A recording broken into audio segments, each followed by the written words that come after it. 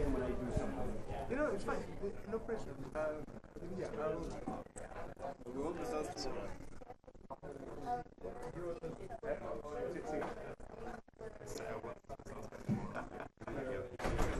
Thank you again. That's bliss feeling. No pressure. No pressure, but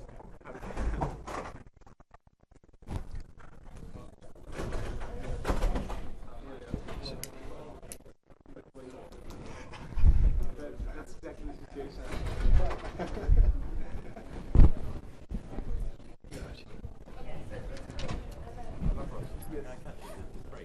Yes.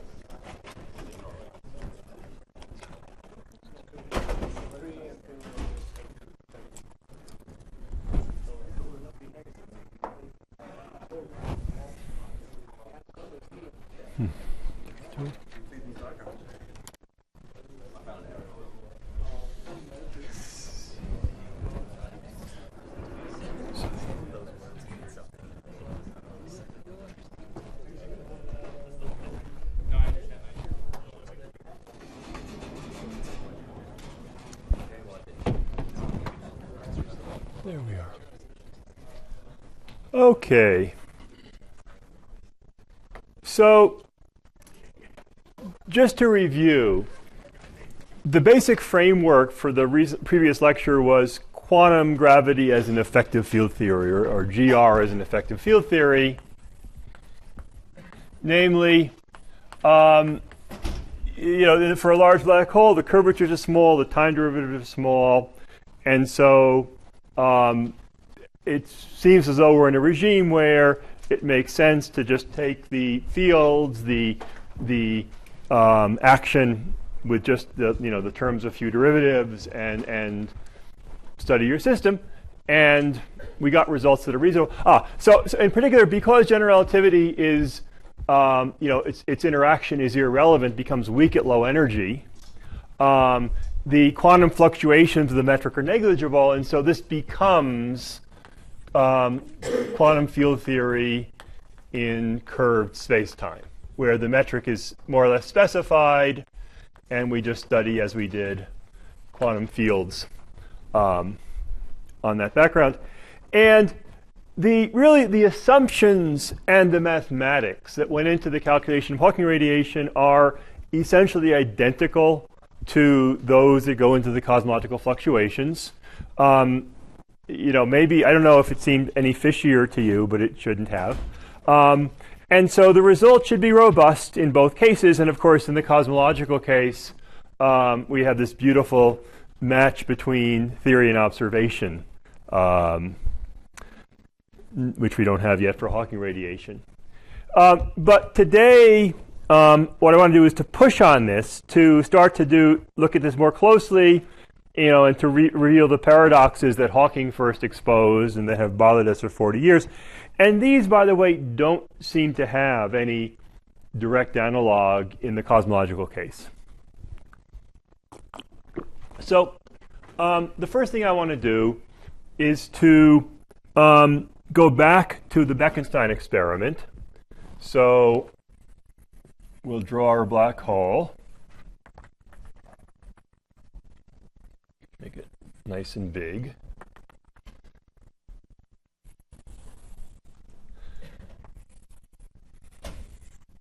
And as before, let me I'm going to need it later. Let me draw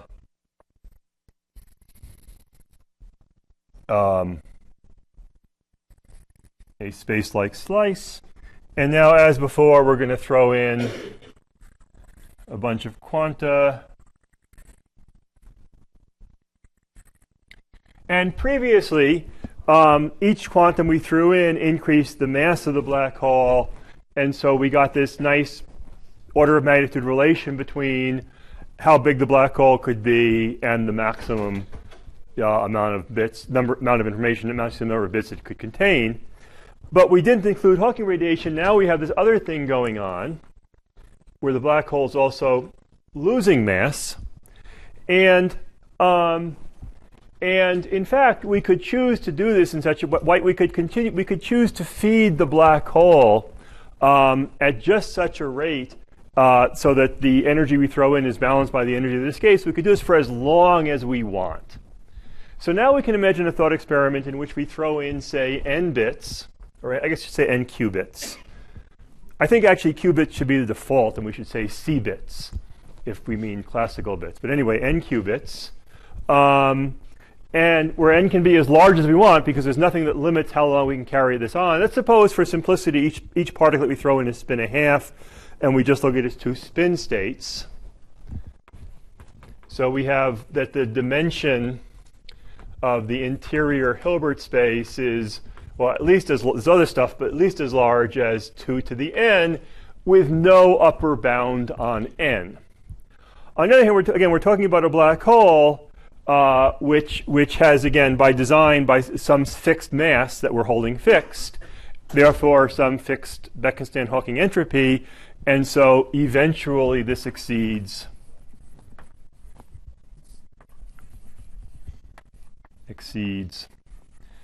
e to the Bekenstein-Hawking. And so now we have a problem with this notion that the Bekenstein-Hawking entropy, which we sort of derived by a thermodynamic argument, we have a problem with the idea that it has a statistical interpretation because here we can exhibit seemingly more states than it allows us to have. Now, so far this is ugly but not critical. That is, a failure of this interpretation of this entropy is not as bad as a failure of quantum mechanics.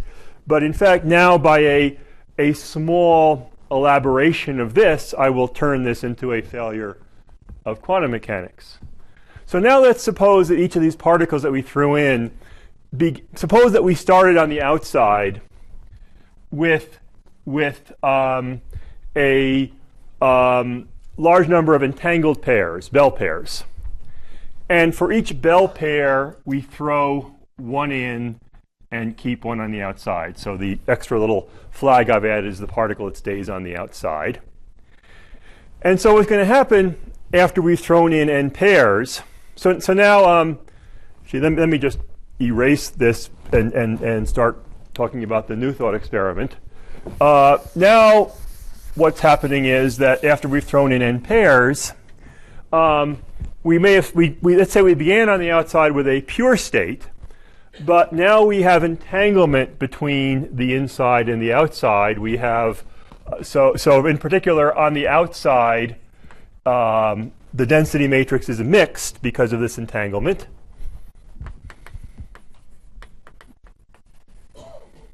S out, the entropy, again, we have n Bell pairs, each of which has two states.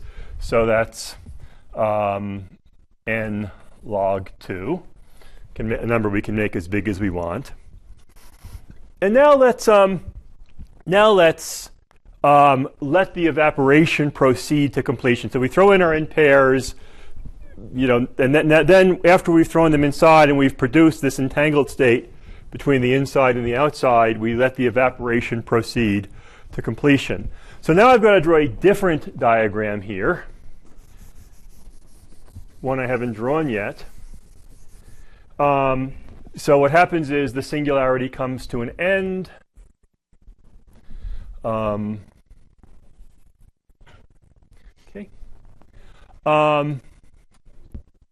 Good. So what I've added to the picture up here is just the Penrose diagram for Minkowski space. This is the origin.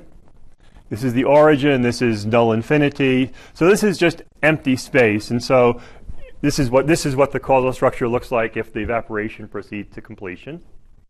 And now we have, again, this time slice. And on this time slice, we can do what all the other lectures have been doing, which is divide the system in two and calculate the entanglement entropy outside.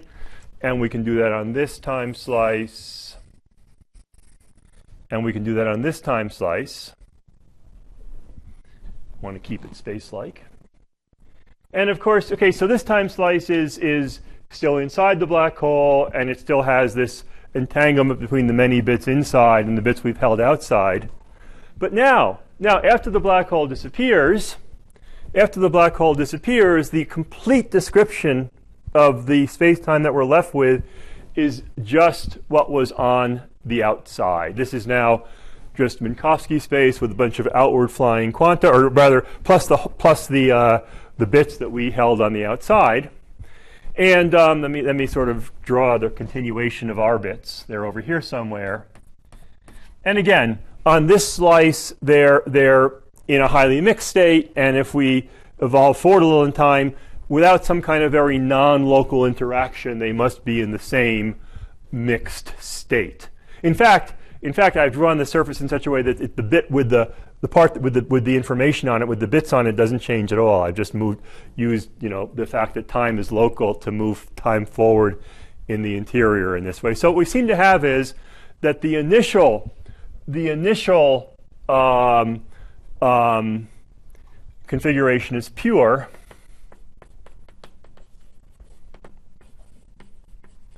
but that the final state is described by a density matrix of some large von Neumann entropy.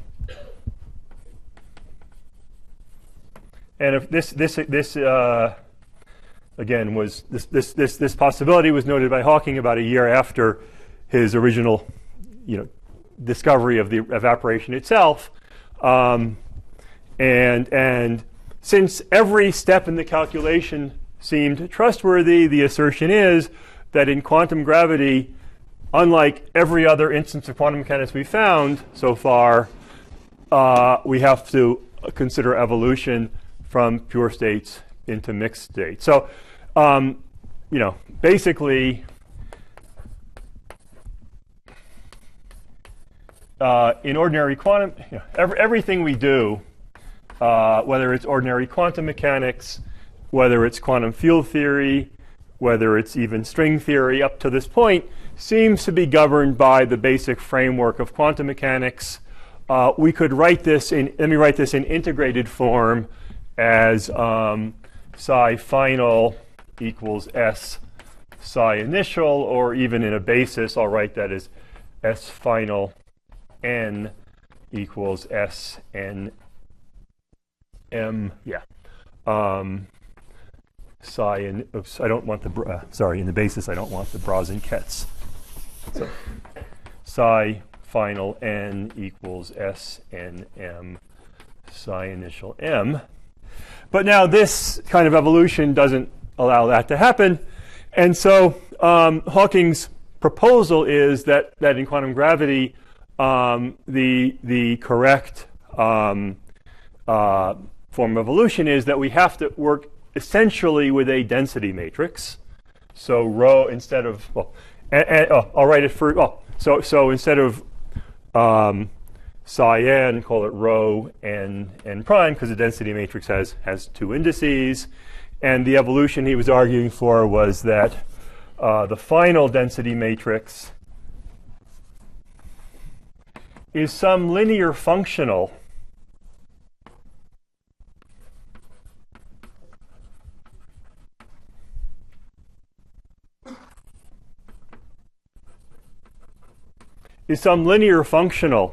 of the initial density matrix, but this is much more general than this. If, in this special case, if this dollar matrix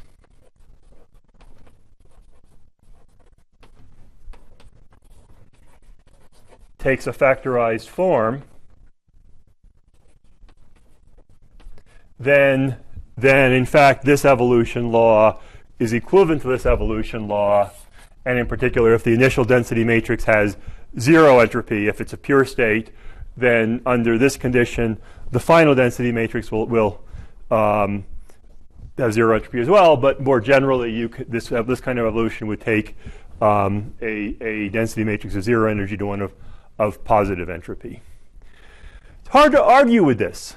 Every step is very simple. It's just using effective field theory within its regime of validity, and so we should just accept this and go home.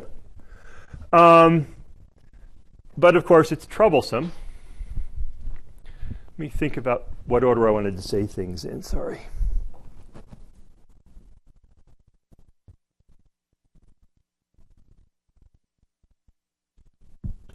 Okay.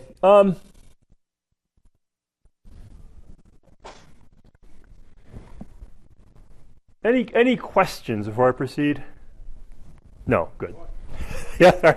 Yeah. Why should I believe that the causal structure is accurately described by the Penrose diagram you drew? That wheelie line at the top is really effective field theory is broken down. I really don't know what's going on. Good. So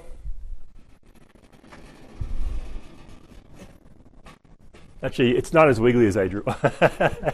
Right, actually, a funny thing about conformal diagrams is that,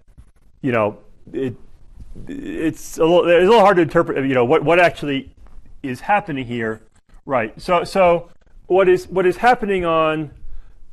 What is happening on the outside is that sort of at this point the black hole has gotten very small. It's approaching the Planck sized. And by this point, it has disappeared. What could have happened in between? Whatever could have happened in between, as long as physics is local, it's not going to affect the states of things that are out here at space-like separation. So that's. Is it obvious that the guys at the top left couldn't be in the causal path of the eventual concentrated? So later on in the lecture, I'll draw possible ways. Okay, guys, I think actually, later on I'm going to draw possible ways in which quantum gravity might. I think I know where you're getting. Replace the singularity with some extended space, and I'd rather draw those at the end, about midway through the lecture than now. So So let's suppose that. Let's stick with this picture for. I see. I'm sorry, I didn't fully get your question, but I will come back to this. Yeah.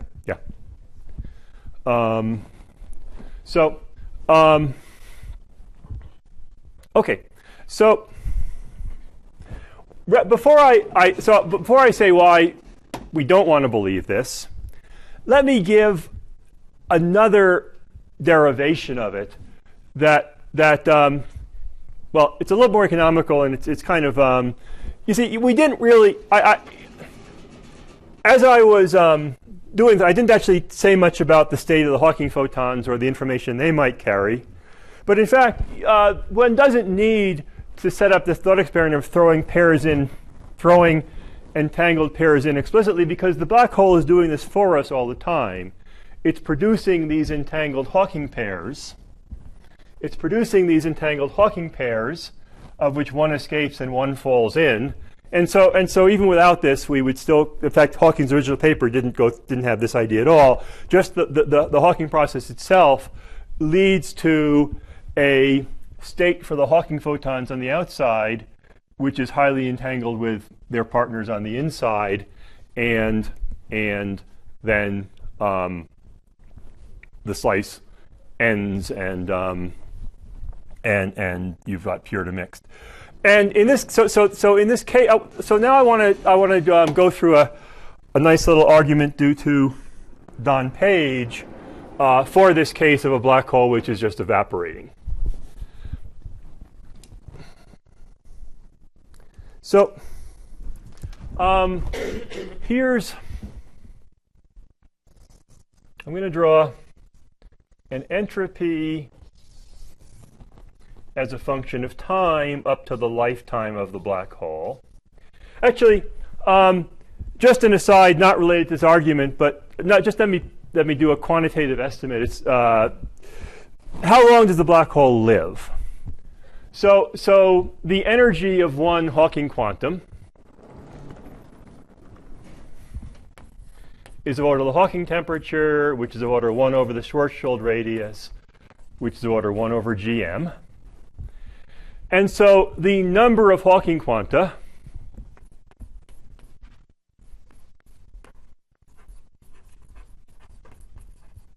is roughly the black hole mass divided by E, which is then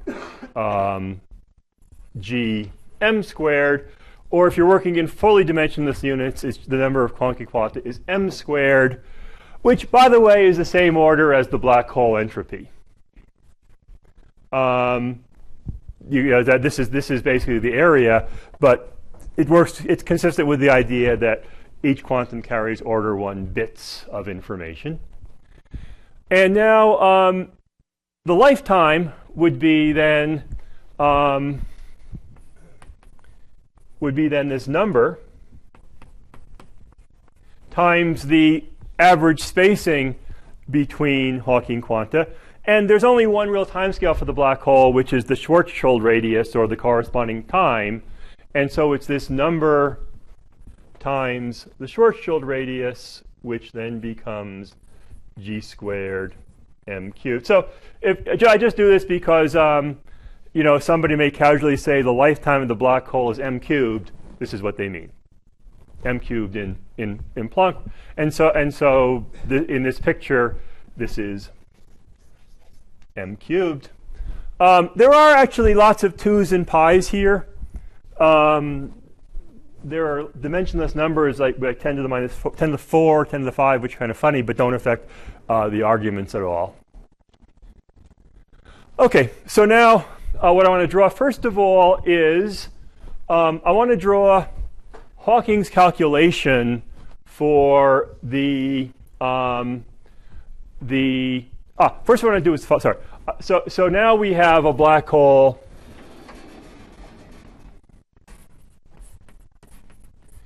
Again, forget the bits we threw.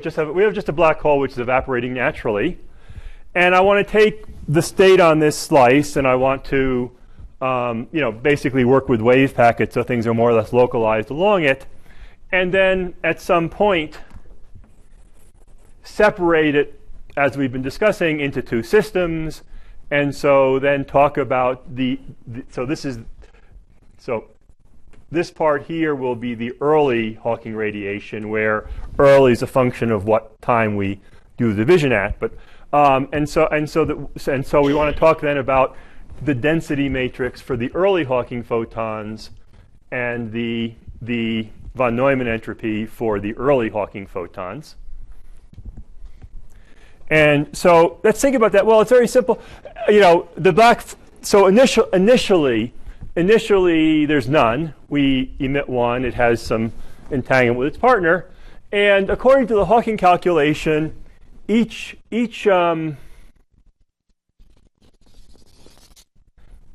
additional Hawking particle we emit carries about the same amount of entanglement with its partner.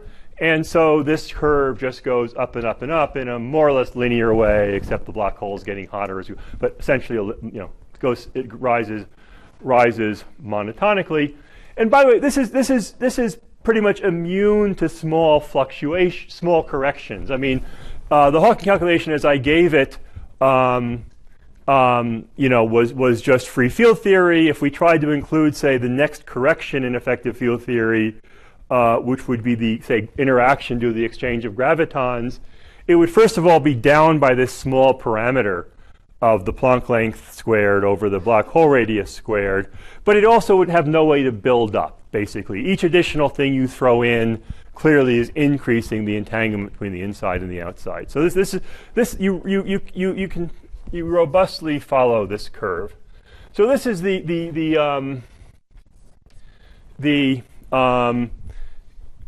what I called S sub E, the entanglement for the radiation. But also, if we assume that the black hole started in a more or less pure state, and I'll explain later why that is, then also this is also equal to the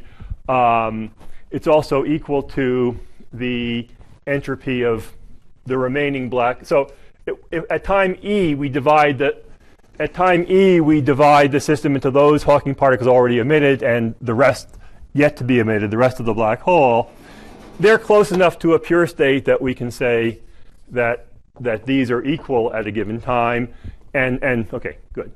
So this is one curve. Now let me draw another curve for you, which is the Bekenstein-Hawking entropy for the black hole. Good. So I've regulated it simply by taking a basis of wave packets for my free fields.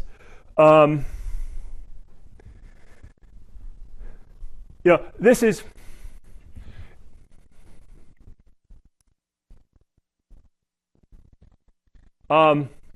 this is not sensitive to ultraviolet issues because basically due to thermal, because it's a thermal distribution,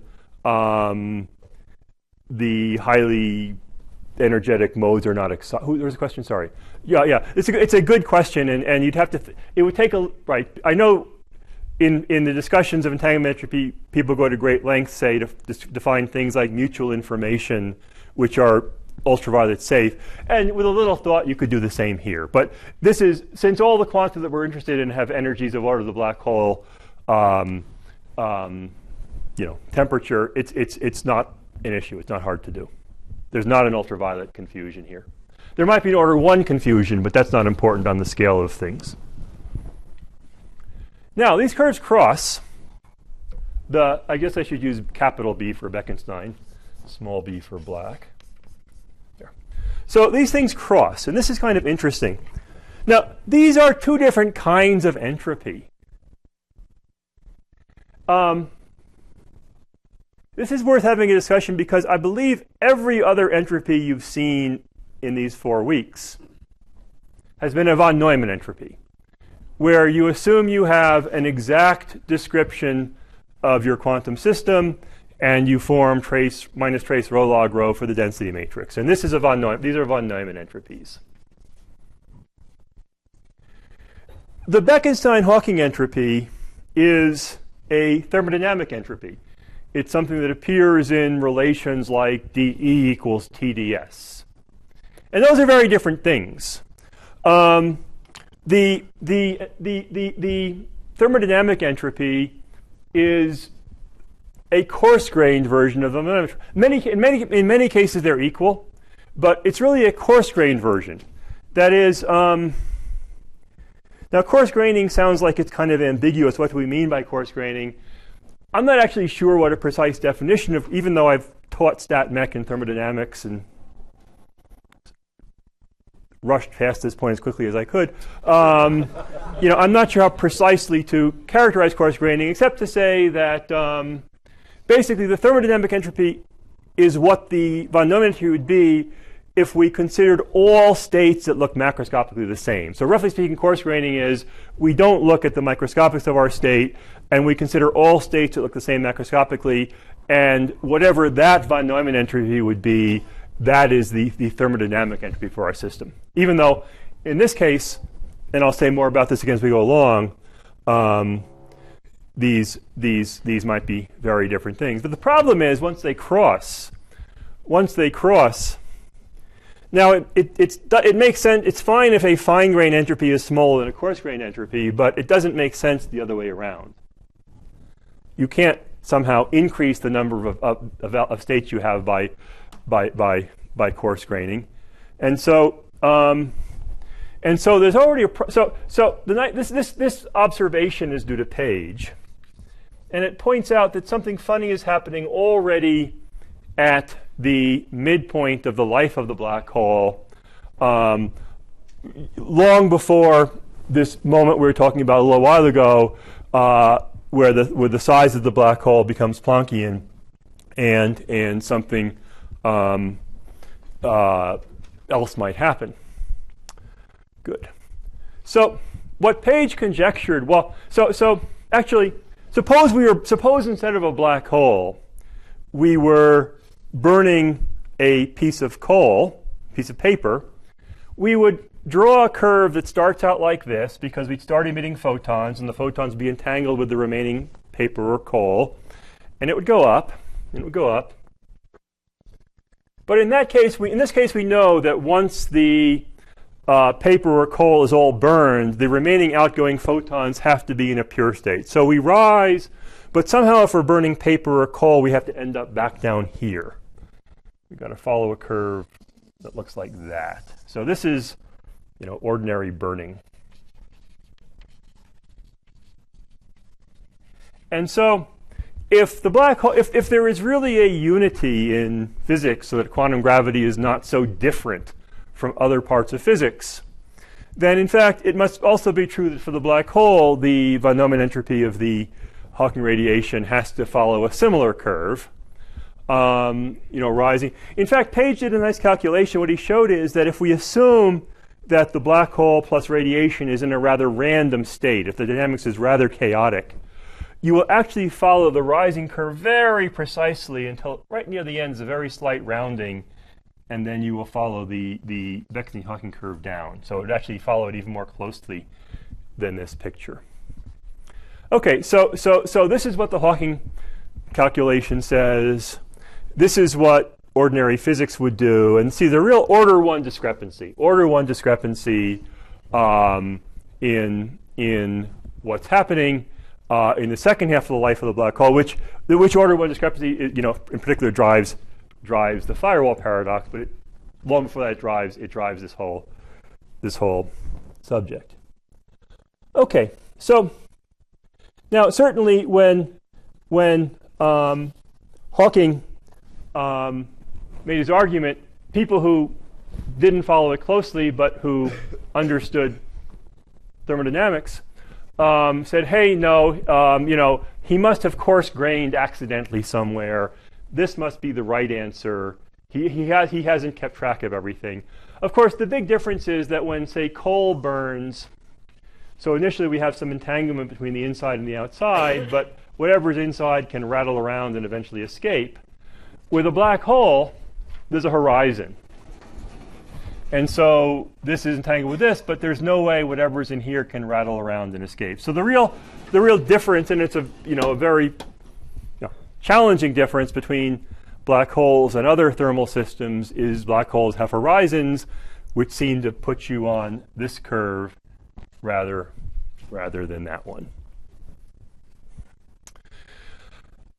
Okay, so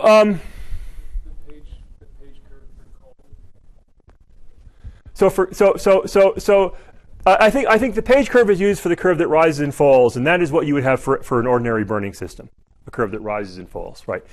It might not rise as far as it's conjectured to do for a black hole, but that's not important. What's important is there's an order one discrepancy between the Hawking calculation and what a thermal system should do.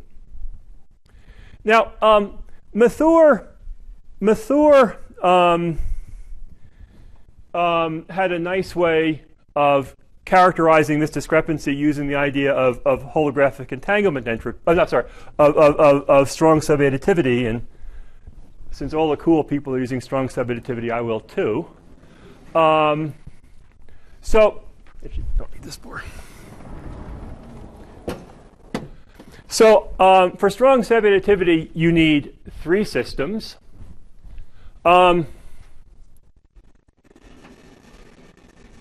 Actually, let me just sort of draw the picture freshly again. Let me separate. So here's the horizon at some time. Here's some just emerging Hawking mode B. Here's its partner behind the horizon, B tilde, and then here's all the earlier Hawking radiation, E. Now, strong sub-additivity says that B tilde E plus SB is less than or equal to B tilde, B tilde B. I just want to keep them ordered so I get them straight in my mind, plus SBE. Okay, so we have these three systems. Now, in this case, if the Hawking process, the Hawking process produces BB tilde in a pure state. This is the squeezed state, the Begolyubov transform state that I wrote down for you in the last lecture. So SBB tilde is 0. These are in a pure state. And also, because these are in a pure state, we can drop them. And so this strong sub-additivity becomes S sub E plus S sub B is less than or equal to SBE. Actually, ordinary sub-additivity gives you the opposite inequality, so we can just make this an equals. And what this is saying is that we're on the rising Hawking curve. That is, each addition, it's saying, as you see, again, S sub E plus S sub B is equal to S sub E, it's saying that each additional mode we emit simply increases the von Neumann entropy of what's on the outside. So this is a more formal way of saying what this curve is. There's a very nice thing about it, though, because in all of the ways that I've cast this paradox so far, I've focused on the state of particles on this entire long thing that we call a nice slice. And historically, this is emphasized, and it might make you think that we could solve the problem if we could sort of somehow find a way to just say that this slice is unphysical. Mathure's argument talks only about quanta on the outside, B and E, and one quantum, B tilde, just on the inside. So Mathure's argument really sharpened the information paradox. It in effect, rules out a bunch of ways one might want to think about it, and really says the problem is sitting right at the horizon, not deep inside. Now, strong sub-additivity is hard to prove. I don't know how to prove it, but you really don't need the full machinery of strong sub-additivity for this argument. It's simply the statement that if a given Hawking pair is together in a pure state, I'll have to erase this board soon, but if a given Hawking pair is in a pure state, then the wave function has to be a product of the wave function of that pair and everything that went before. And if that's true, there can be no mutual information, no entanglement between this mode and these. And if there's no mutual information between this mode and these, again, that puts you on the Hawking curve. So you don't need the full machinery of strong sub-additivity. It's actually pretty clear that if you just focus on that pair that's produced in a pure state, you got to follow this curve. Okay. Let me think about what I want to say next. Okay, question, please.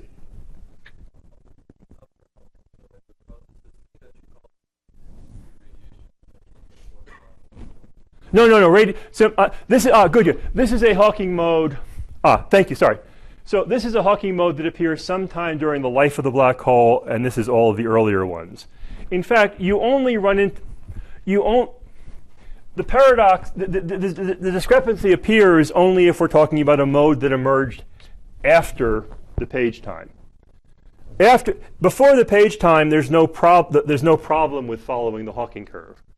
After the page time, this argument says we continue to follow the Hawking curve when physics requires something different, ordinary physics, and so we're talking about a mode emitted in this time, and E is everything emitted previously. Thank you. Yeah. So the typical Hawking mode comes out as a wavelength. Yes. Oh, good. So.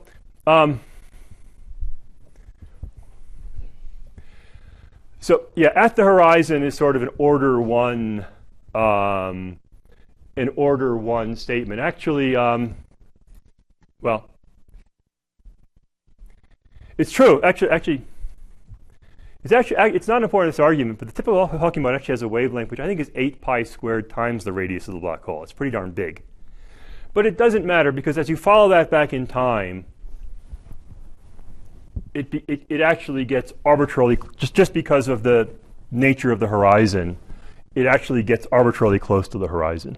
And so as we follow it back in time, this pair, at some point we want to stop following it back because the wavelength is less than the Planck length. But as we follow it back in time, B and B tilde are arbitrarily close to the horizon. Yeah. This is also, well, yeah, this is also what makes the ultimate paradox so sharp.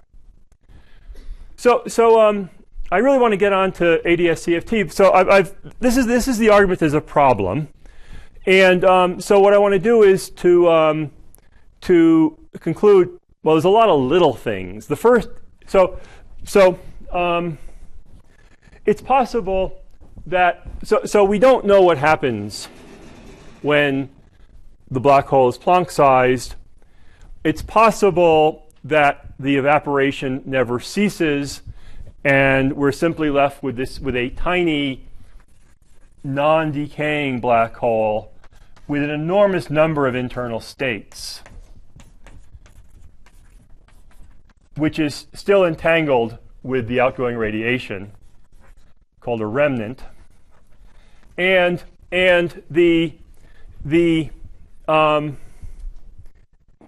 because we could have started with an arbitrarily large black hole, this has to have an arbitrarily large number of internal states. So the three classic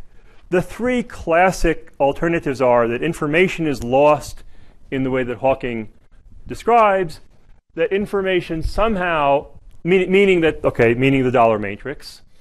Second possibility is that, in fact, the system manages to follow the Page curve in spite of the argument that it doesn't. And then the third is remnants. And so for remnants, we would actually follow this curve way up until the end. And so we badly violate this relation between the Beck-Hawking entropy and the statistical entropy. But that's life. Now, one could go on for 40 years basically arguing about which of these three alternatives is best, never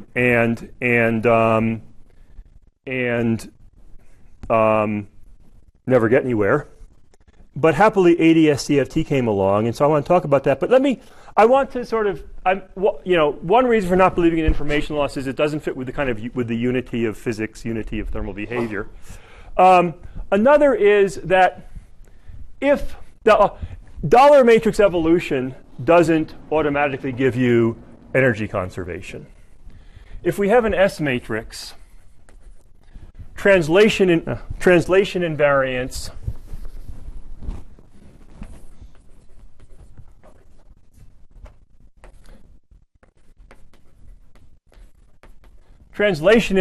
tells you that it conserves energy, that it's a delta function in the energy of the initial state and the final state.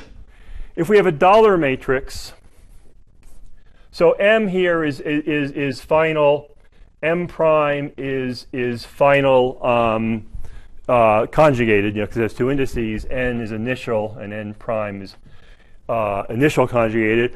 Here, translation invariance alone gives you one delta function. It tells you that this is proportional to delta of E sub M minus E sub M prime minus E sub N plus E sub N prime. And so this allows processes in which, say, we start with a definite energy, E sub N equals E sub N prime, and N with a definite energy, E sub M equals E sub M prime, but that E sub N, the initial energy, is not equal to the final energy E sub M. So Noether's theorem with dollar matrix evolution doesn't give you energy conservation. And Banks, Peskin, and Susskind argued it's worse than that. That actually generically this kind of evolution will violate energy conservation. Basically, well, good. So you can, again, this is something we'll go back and forth about. And by the way, we're talking about something rather exotic, an evaporating black hole. But one of our principles of effective field theory, as you've heard several times, is anything that can happen must happen. So if this non-Schrödinger evolution is a basic part of quantum gravity, then we would expect that it would infect not just black hole quantization, but our entire effective Lagrangian. And so this is the sort of hardest technical argument challenging this idea, on top of just the general intuition. So this is why maybe we wouldn't like information loss even before ADS-CFT came along. Problem with remnants is you lose the relation between Beck-Hawking entropy and statistical entropy, and also, having small objects with an unboundedly large number of internal states is not what ordinary physical systems do. It seems to lead to infinite pair production, infinite virtual effects. It just seems like a bad thing. But of course, getting the information out requires requires somehow that stuff that's encoded here manage to travel faster than the speed of light to get out there. So we can't win. There's just nothing good that can happen. Question? Well, that assumes you know something about the production rate.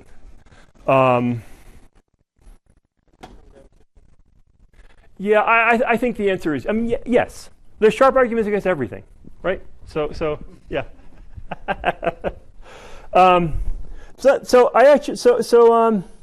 Again, happily, we no longer have to go through these debates because we now have ADS-CFT, but I wanted to answer the question that was asked about,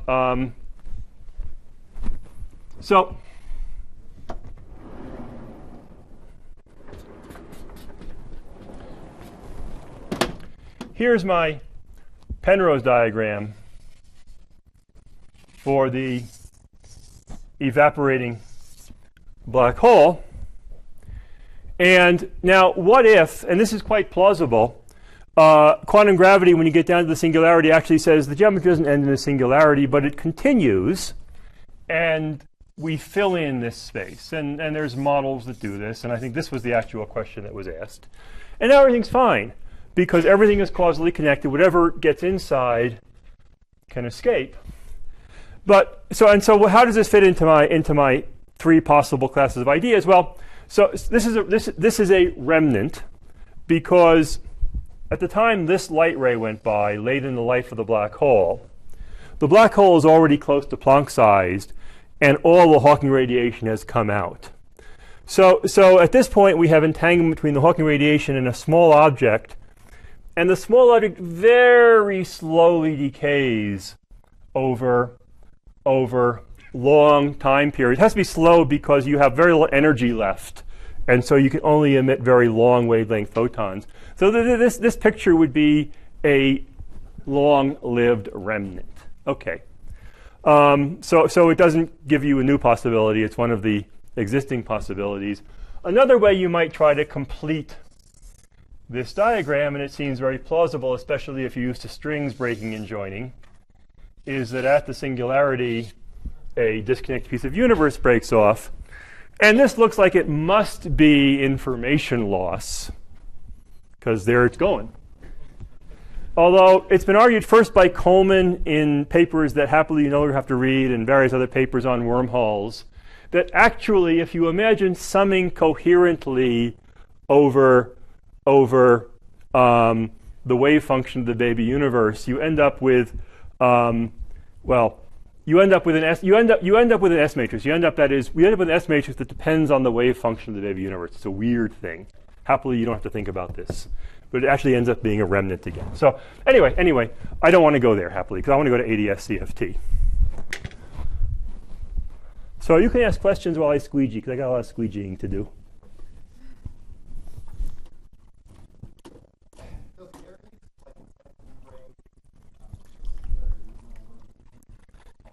Wait. So wait. The insightful D brains. What do they do to the singularity? Well, anything on the scale of the singularity is going to fall into. I mean, I've given you two on the previous board there. Yeah. So the right picture is rather. I mean, right. If you start thinking about. So if you say, gravity is going to do something funny at Planckian lengths, and you start asking what it might be, that's a very plausible picture to draw. In fact, in the 20 years ago, there are these 1+1 dimensional models of quantum gravity, which are field theory models. The CGHS model is the kind of characteristic one, and they seem to do to space-time what I've drawn there on the right, the filling in the missing quadrant there. And they're perfectly fine as field theories, but again, they're in 1+1 dimensions, and they're where there's no issue of pair production or anything because there's only room for one of them in the whole universe, in effect.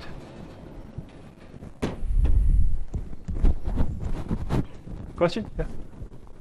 So you said I just don't need to worry about QE divergences. Shouldn't I expect there to be some divergence of entropy from strawberry So all I want to say is, regulate this in an arbitrary way. Since the relevant, let me flesh out what I said before. Since the relevant modes have, again, energies of order of the Hawking temperature, regulate this in an arbitrary way with your regulator just a little bit higher than the Hawking temperature. And that will capture all the physics that you want. And the now regulator dependent part will be some will be something of order the Hawking temperature times some fixed number. And that's parametrically small on the scale of the things that we're talking about. There's probably a better, I'm not sure I have ever thought through of the best way to do the separation into early and late. It really comes to, just take a basis of localized modes. Only keep the ones that have some reasonable probability to be thermally excited, and just take that subsystem and divide that subsystem into two parts. That's kind of a regulator already. I've just not included the UV modes in my system. Question? Are you saying it's really enough to have patches of order in the Schwarzschild range? Smaller than the Schwarzschild range? Wait, for what? Sorry. You were saying that you can have I didn't understand, you can have energy cutoff? For the purpose of counting entropy, yes, because the higher modes are not excited thermally. Well, remember, the lifetime of the black hole is m cubed. So having a patch of size m is small. We're the whole space that we're dividing in two has a size of order m cubed, the lifetime of the black hole. So I, putting my UV cutoff at just cutting out a chunk of length m in the middle is a small perturbation on what I'm measuring. Okay. The size of the black hole. Yeah. It's the size of the.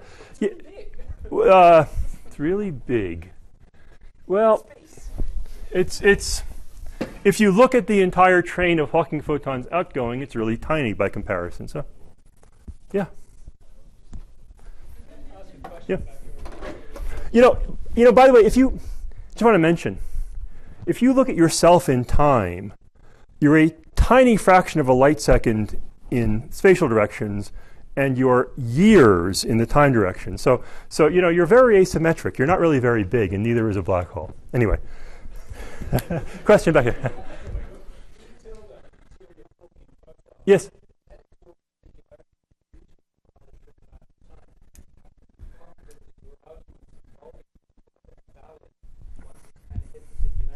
I'm just using the fact that anything behind the horizon is behind the horizon and can't influence what's on the outside. That really is all that goes into it. Yeah. Can we think of the black hole as a quantum memory? Can we think of the black hole as a quantum memory? I'm just going to say yes and go on because I'm sorry. Let's talk about that after the lecture because yeah. You're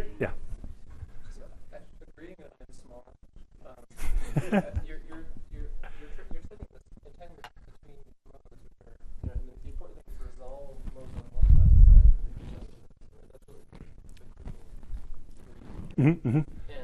but if you're really saying that we can have a spatial cutoff, which is of order the size of the black hole, right, then I don't understand where the support of these modes is. Let me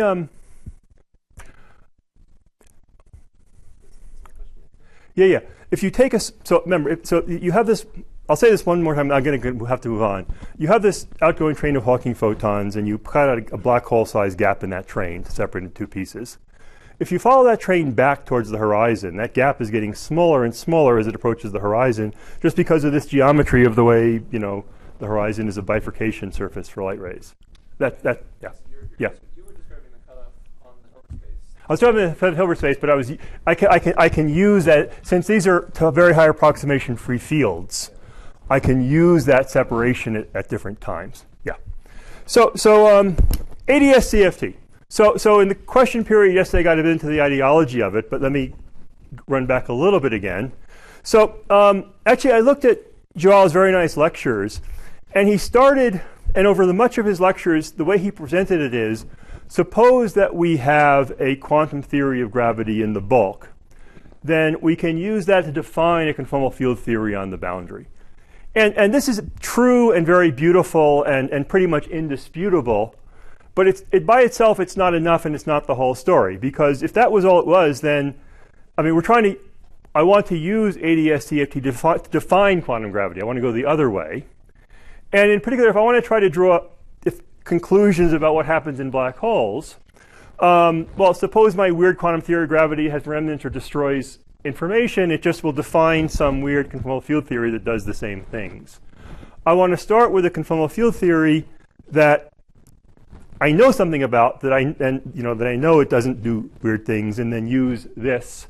And of course, he did talk about the specific example. Say, for example, the n equals 4, d equals 4 theory. And just to sort of remind you briefly, this is derived, and it's not much of a derivation, by supposing that the interpolation between d branes and black branes commutes with the low energy limit of which gives you on the one side n equals 4, d equals 4 SUN theory, and on the other side 2b in ADS5 cross S5. It's not much of a derivation since we don't really have definitions of what's on top, but it's the kind of thing that actually seems to be, very robust. By the way, so there are a couple of parameters here. So there's obviously n of SUN, and there's lambda, which is the 't Hooft scaling, is G Yang-Mills squared n. And it's just for reference, it's worth remembering what those are on the gravity side. So here we have two-dimensionless parameters. On the gravity side, we have three length scales. We have the ADS radius, the string size, and the Planck length. And so these three these two-dimensionless numbers become two ratios. The ADS size in Planck units to the fourth power is the size of the gauge group, and the ADS size in units of the string scale is lambda. And so in order to have gravity, first of all, be classical, the Planck scale small, and secondly, be effectively a field theory, then we need n and lambda to be large. Now, sometimes people talk about weak versions of the duality, in which maybe the duality is only asymptotic in 1 over n or in 1 over lambda. And if we're only asymptotic, then you could believe some subtle thing like information loss would be, would be hidden in the subasymptotic stuff that you don't see, and you couldn't learn anything about it. Now, in particular, let's say as lambda goes to infinity, so as lambda goes to infinity, what's happening is the strings are going to 0 size. Now, there are a lot of people who work on ADS-CFT at the level of general relativity and never see a string. And so they're really, only using the duality in this rather extreme limit. But there is abundant evidence that, that the duality has the full string theory in it. It has states which have detailed properties of strings. Similarly, over here, you might say, oh, it's just a classical theory of gravity. But the gauge theory, which is something we understand and is well defined, is a full-fledged quantum theory, and so it has unitarity in some sense forces a lot of the finite end structure from the infinite end structure. So these two theories, well, I'm going to take the attitude that this is something I know how to define exactly, And, so other things I know about this theory. We know that this theory has a full set of states that are in one-to-one correspondence with the states of gravitons in AdS5 cross S5. That's because these are supersymmetric states, so we can say this with complete reliability. In fact, we also know the three-point functions from supersymmetry, so we know that these graviton states couple to energy. So whatever this thing is, it certainly looks a lot like a theory of quantum gravity, and it's hard to, and so I'm going to take this as my definition of quantum gravity and ask what does it say about, and this also has states, and I'll describe this in the next 30 or 40 minutes of my talk. It also has states which look very much like black holes. So there's very, very strong evidence that this is it's a theory which is so similar to quantum gravity that it's hard to see how it could be anything else, because again, quantum theories are pretty constrained. So this is the exact thing. And so the argument then is we know how to define this theory a la Wilson. We know that it doesn't destroy energy. It doesn't destroy that we know that it satisfies Schrodinger-like evolution. So the dual gravitational theory as well. Also, remnants would mean we know that quantum field theories don't have spectra with unbounded numbers of states below some given energy. We know enough. This even at strong coupling, I think we know enough about this quantum field theory. In particular, if that happened, the system could never be in thermal equilibrium.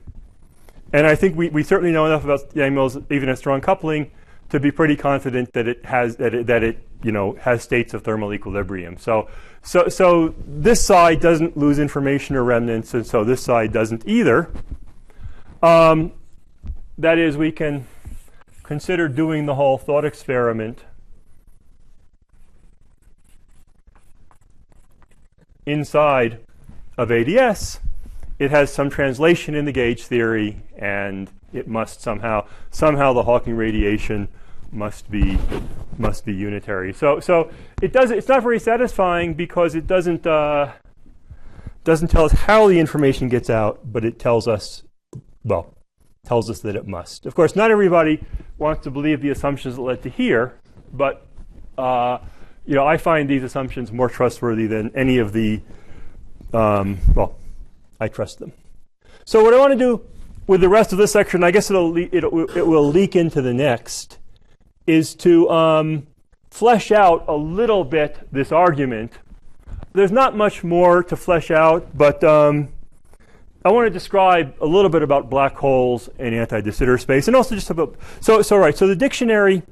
The dictionary again is that there's a one-to-one mapping of the Hilbert spaces. Every state in the CFT is in one-to-one correspondence with the states in the bulk. And also, there's this dictionary of observables, which Joao used, and I'll repeat the simplest part of it. The limit as we approach the boundary of some bulk operator, some bulk field,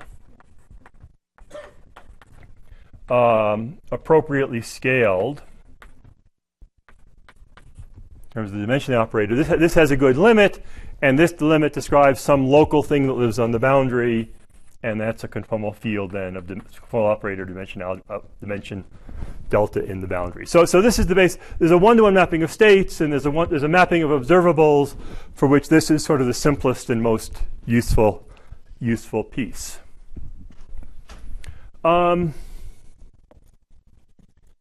Okay, so I guess I will also so when I talk about the state space of states, it's worth remembering something. It's kind of an axiom in quantum field theory that you can make any state by acting on the vacuum with local operators. So here I'm acting on the boundary here with these O's. Via the dictionary, this corresponds to acting near the boundary with field operators. So what we're doing in the bulk is we're creating modes going inward. We can excite arbitrary gravitons and so on, strings on the inside, but also we can throw in enough energy that we can be confident that what forms in the center is a black hole. And so the duality sort of implies that that the Hilbert space in the bulk consists of all black holes that we can form, by this kind of generalized sort of collapse. And as I said in the last lecture, all of my black holes are one-sided in this way. I have to be careful not to draw a second ADS space, or else a wormhole might form. Okay. So, also, you might wonder, whether it's enough to think about black holes in anti-de Sitter space. I mean, we don't live in anti-de Sitter space, but all of the Hawking paradoxes and so on exist in this context as much as they do in flat space. In fact, there's kind of a historic sort of thought experiment that people do in this field where they surround a black hole with mirrors to direct the radiation back in and trap it so they can deal with it. And of course, ADS space is nothing but the perfect mirror. If you really had to build something that would reflect gravitons, you'd have to build it out of space-time itself. And so this is just kind of a glorified version of putting the black hole in a box. Also, let's start by thinking about a black hole which is very small compared to the size of the ADS space. So small that it completely evaporates. All of its outgoing photons completely evaporates. And before the first photons get anywhere near the boundary. So there is some region here in the center of size of order LADS, where the geometry is basically flat space. And so we imagine a black hole which is so small that its lifetime is so short that this happens, and so it's going to be just like flat space. And in particular, a black hole of this mass will then not be stable. Black holes have a lot of entropy.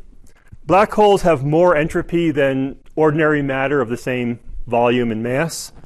But if you consider the box a very big box, then the number of states of the ordinary matter grows. And so for a box of sufficient size, the thermodynamic state, the favored state, is not the black hole, but the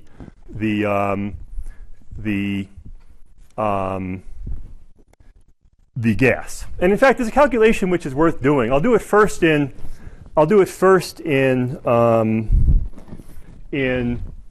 4 dimensions, which is, suppose I have a volume, so some radius here and some amount of energy m, and I want to compare the entropies of a black hole and a gas with the given m and r to see which has more states. So for the black hole, it's easy. S is just r squared over g. Oh, sorry. For the black. Sorry. So I want this to be a black hole size thing. So in particular, r is equal to 2 gm here. So the entropy is order r squared over g, which is again of order g m squared. So that's for the black hole. Now for the gas, the mass goes as t to the 4th times the volume, and the entropy goes as t cubed times the volume. And again, I'm leaving out numerical factors and things like numbers of species. And so if I solve for t in terms of m, oh gosh. Okay, I'm going to stand here while you all do this. Yeah. No, I know. Anyway, I'm going to look at my notes. I'm just going to waste time if I try to do it in real time here.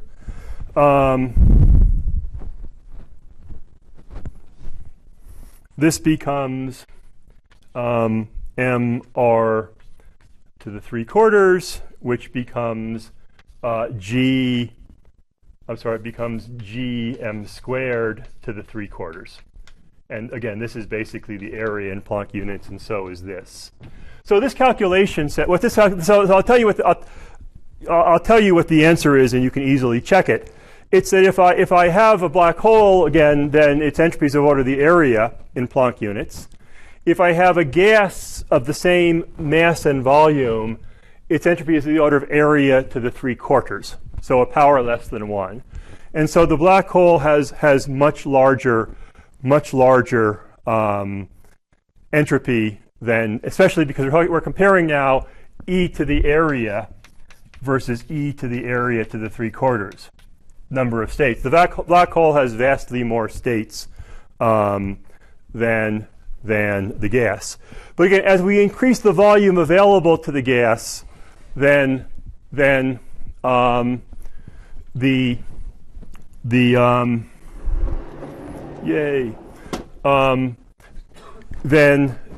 eventually the gas wins. And so I put the calculations in the notes. The notes are not yet on the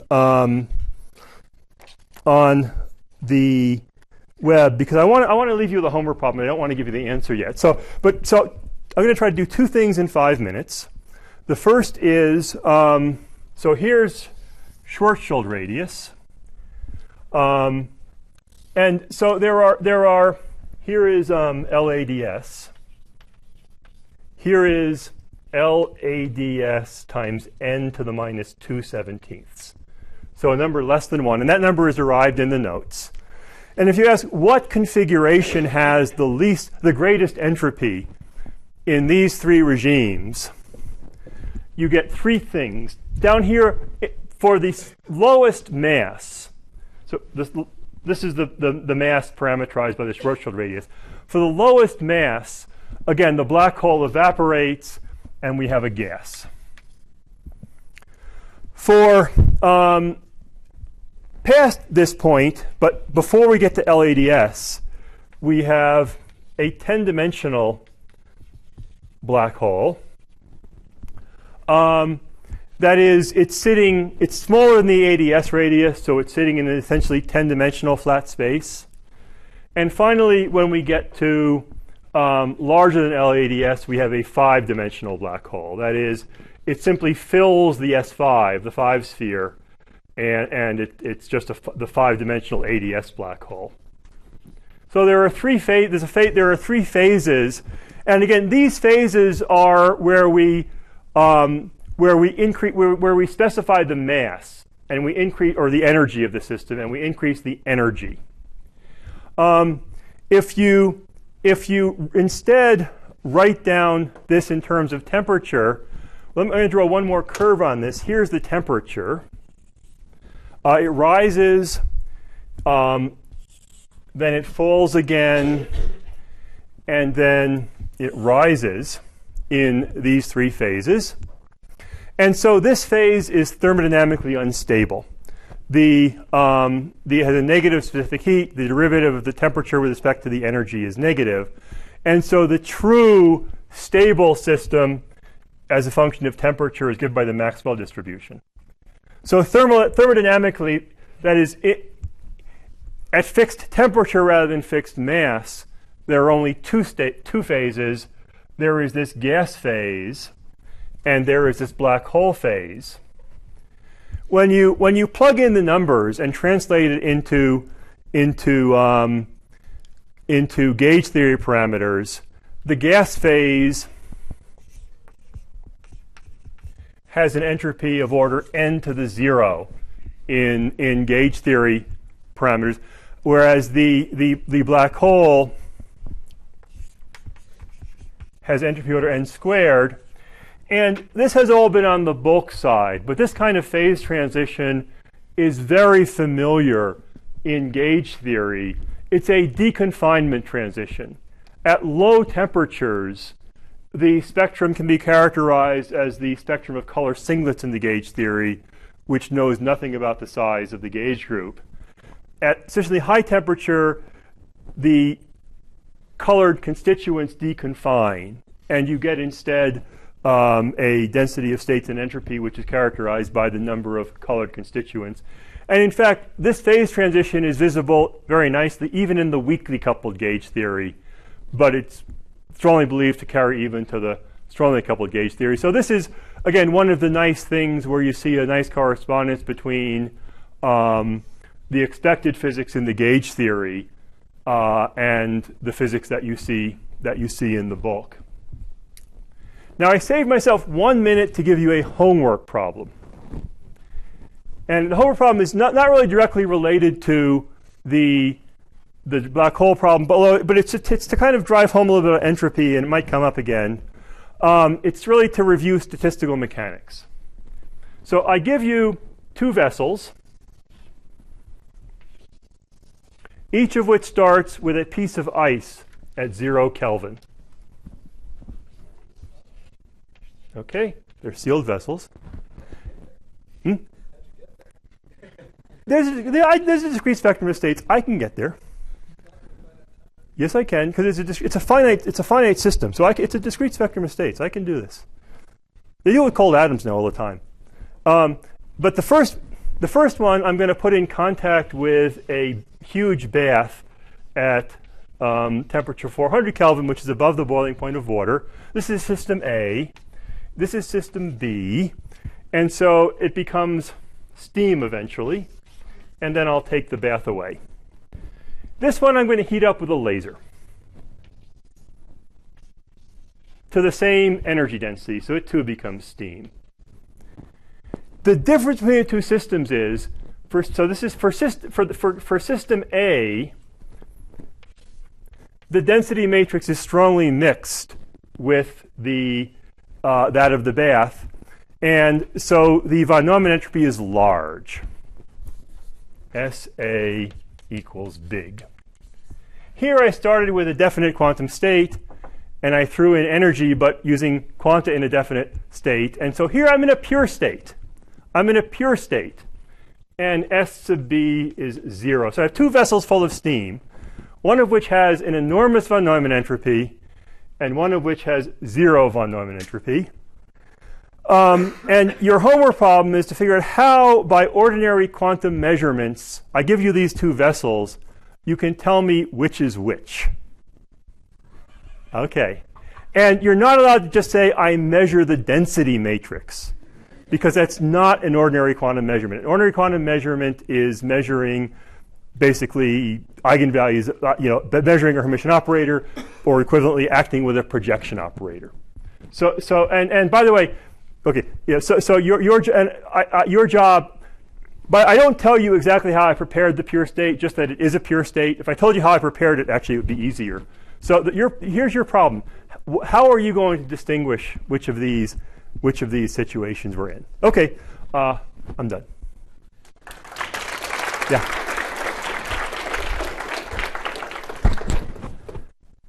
Can I rephrase? Yes.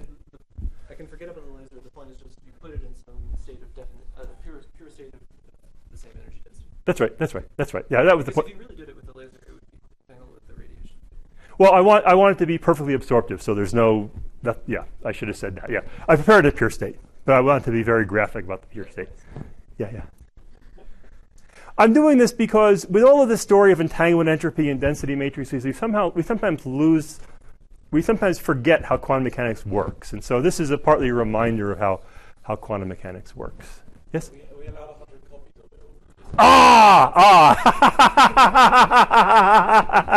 it. Okay, so there's two parts to the problem. In the first part, I give you just one of A and one of B. In the second part, I give you two of A and two of B. Yes. Yeah. Okay. Any questions about this or anything else? So next time, I think I probably have a few more words about ADS to say. Sorry this went up kind of fast, but it will all be in the notes. And I will post them. I won't make you sit. But then I'll go on to, where do we go from here? Yeah. Yes, Shanta. So I have basic confusion about what. Yes. That is because supposing I start in the infinite past Mm-hmm. with a pure state. Yes. Okay. Now, a pure state has 0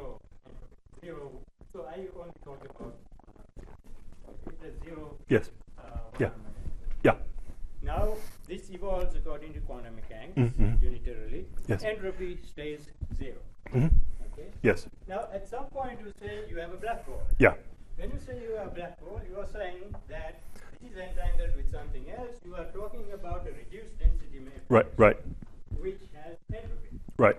So at some point, you have gone from a pure state to the black hole state, and that means there is some extra quantum mechanical intervention, Right. which is like collapse of the wave function, which of course is well known is not a unitary process.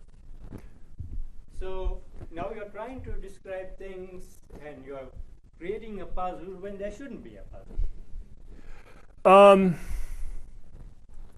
So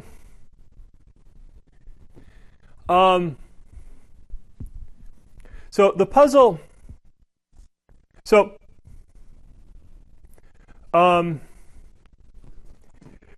if we just close, well, good. So if we just close our eyes to what happened in the middle, at the beginning we have a pure state. At the end we have, again, no black hole. We just have some radiation. And the most complete description we have of that radiation, the most fundamental description, is a density matrix. So something has happened, which is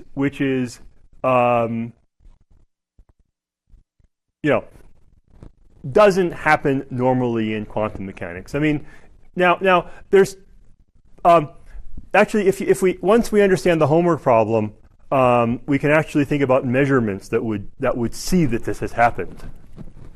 But That's yeah. obviously an unsolved problem in quantum mechanics. Not really. Measurement is. I mean, you can. You mean measurement? Yeah. I would say it's a solved unproblem. That is, No, well, what I mean is yeah. that if you want unitary evolution, Yeah. whatever it gives you unitary evolution, which means you have this multiplicity of universals, and that's unitary evolution. Good. So, well, there is this larger question. The larger question is what is quantum gravity, but also, what is the right language for quantum mechanics in gravity? Is there a big Hilbert space? Does every observer have their own Hilbert space? Are observations connected with wave functions in the usual way? And I mean, this is a question that we have to answer. And I think what's clear from the last couple of years is that this paradox is forcing us to think about these questions again. But I wouldn't say it's not a problem. And in fact, again, let me start at the beginning of the next lecture. I will talk about this homework problem, and I will talk about your question in the same context. Yeah. Okay. So see you after the break. Okay.